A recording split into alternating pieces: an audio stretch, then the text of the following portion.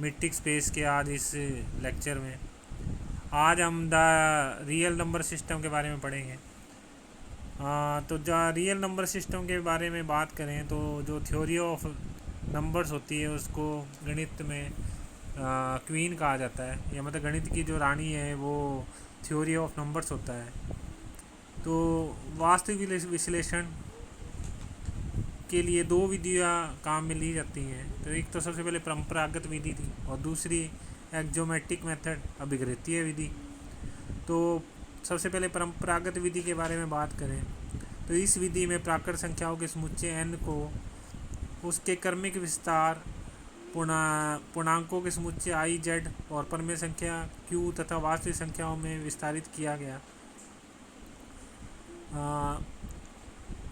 परंपरागत विधि में जी पेनो नाम के गणितज्ञ ने, ये इटली के थे, 5 अभिगृत माने।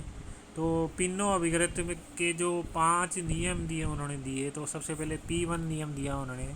तो P1 में एक प्राकृत संख्या होती है, अर्थात 1 बिलोंग्स टू n, या n अरिक्त समुच्चय, मतलब जो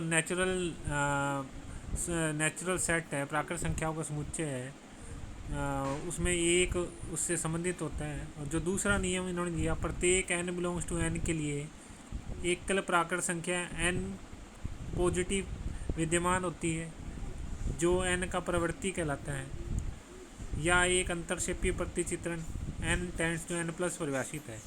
तो अंतरक्षेपी क्या होता है, जो समुच्चय हम लेते हैं तो जो दूसरा जो सेट, दो समुच्चय में जो दूसरा सेट है उसमें कुछ अवयव खाली रह जाते हैं जिनका ए से कोई संबंध नहीं होता, तो वो अंतरक्षेपी कहलाते हैं। तो जो 2 प्लस है, मतलब 2 का जो परिवर्ती होता है तो वो 3 होता है।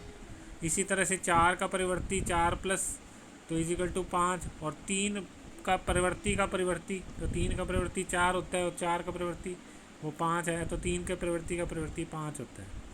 तीसरा नियम जो पिनो ने दिया, एक किसी भी प्राकृत संख्या पर परिवर्ती नहीं है।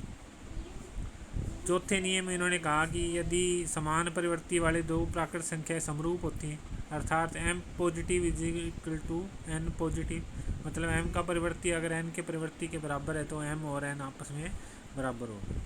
पाँचवें नियम में इन्होंने बताया कि प्राकृत संख्याओं के किसी समुच्चय जिसमें एक हो और प्रत्येक n संख्या के लिए इसका परिवर्ती n प्लस हो तो सभी प्राकृत संख्याएं होती हैं।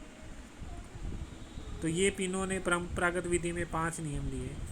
इसके अगली कड़ी में अभिगृहीय विधि काम में ली जाती है। तो अभिगृहीय विधि के लिए 4 पार्ट हैं इसके। सबसे पहले प्रसार विधि, प्रसार अभिगृत, दूसरा क्षेत्र अभिगृत, तीसरा क्रम अभिगृत और चौथा पूर्णता अभिगृत। तो प्रसार अभिगृत में आर में कम से कम 2 भिन्न भिन्न अवयव आवश्यक होते हैं। तो सबसे पहले फील्ड जैसे आपने वल्ले में पढ़ा है, रिंग थ्योरी में, तो इसमें रियल नंबर सिस्टम में फील्ड के बारे में अपने बात करते हैं। तो क्षेत्र के लिए कम से कम 2 अवयव वाला एरिक समुच्चय F क्षेत्र कहलाता है, जो 2 द्विधारी संक्रियाएं प्लस तथा गुणा के में परिभाषित हो तथा निम्न 11 अभिगृतों को संतुष्ट करता हो। तो 11 अभिगृत, तो सबसे पहले तो इसमें 2 संक्रिया होती हैं, संक्रिया F प्लस में क्षेत्र में। तो सबसे पहले तो प्लस संक्रिया के लिए क्रम विनिमय ग्रुप होना चाहिए। इसी तरह से गुणा के लिए भी यह है, क्रम विनिमय ग्रुप होना चाहिए। लेकिन गुणा में एक बात ध्यान रखनी है, प्रतिलोम अवयव जब निकालते हैं तो उसमें शून्येतर अवयव नहीं लेना है। मतलब शून्य वाला जो अवयव को छोड़ते हुए चलेंगे, शून्येतर अवयव रहित, मतलब जिसका शून्य अवयव नहीं लेना है उसमें। और जो लास्ट कंडीशन इसकी 11वीं, तो बंटन गुणधर्म का पालन कराना होता है। तो F प्लस क्रम विनिमय गुणधर्म, क्रम विनिमय ग्रुप है। तो क्रम विनिमय ग्रुप में सबसे पहले तो संवृत गुणधर्म होना चाहिए। संवृत गुणधर्म मतलब जो हमें सेट दिया गया है उसमें से 2 एलिमेंट लेते हैं हम और उस पर प्लस संक्रिया लगाते हैं, तो जो रिजल्टेंट है वो भी उसी सेट का सदस्य हो तो वो संवृत गुणधर्म कहलाता है। दूसरा जो नियम है वो साचर्यता। तो साचर्यता के 3 एलिमेंट लेते हैं और उन पे प्लस संक्रिया लगाते हैं, अर्थात ए प्लस ब्रैकेट में B plus C equal to A plus B bracket में प्लस सी, ऐसा इसको संतुष्ट करे तो ये साचर्यता गुणधर्म कहलाता है। तीसरा जो है इसमें वो योज्य तत्सम का अस्तित्व, तो योज्य तत्सम शून्य होता है प्लस संक्रिया के लिए। और चौथा प्रतिलोम का अस्तित्व, मतलब दो एलिमेंट लें, उन पर संक्रिया लगाएं और वो तस्म का शून्य आ जाए, तो ये प्रतिलोम अवयव होता है। और जो पांचवी जो कंडीशन है वो क्रमनिर्णय गुणधर्म, अर्थात A plus B equal to B plus A.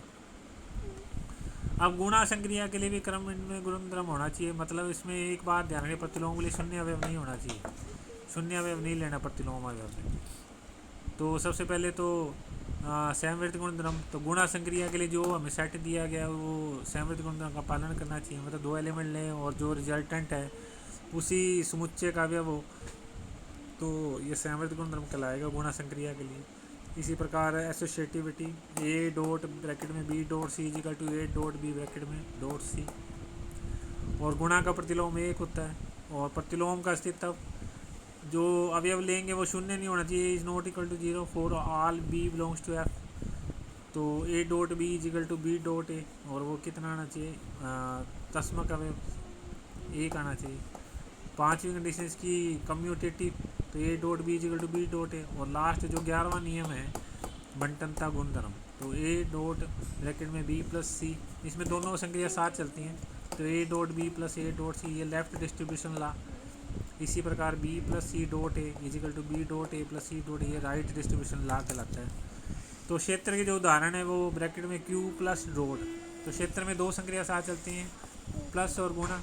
Plus के लिए क्रमनिर्णय में ग्रुप होना चाहिए और गुणा के लिए भी क्रमनिर्णय में ग्रुप होना चाहिए, और एक बंटन गुणधर्म का पालन होना चाहिए। बस गुणा के लिए जो प्रतिलोम है उसमें ये ध्यान रखना है कि शून्य अवयव नहीं लेना अपने को। तो ये 11 कंडीशन अगर सेटिस्फाइड होती हैं तो जो हमारा नंबर सिस्टम है वो क्षेत्र कहलाता है।